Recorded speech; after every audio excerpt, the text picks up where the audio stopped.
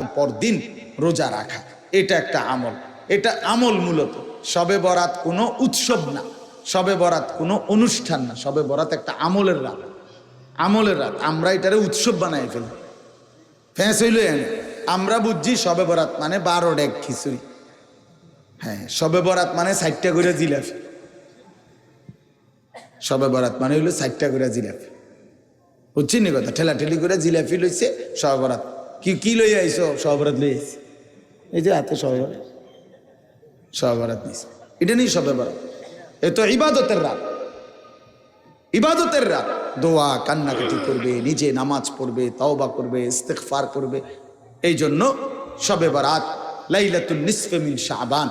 এজন্য ওই দিন নিজে নিজে যত বেশি সম্ভব যার যে দূর শরীরে কুলায় ইবাদত করবেন, পরের দিন রোজা রাখবেন। তাহলে এই মাসে হইলো 3টা আমল বড় দাগে। একটা হলো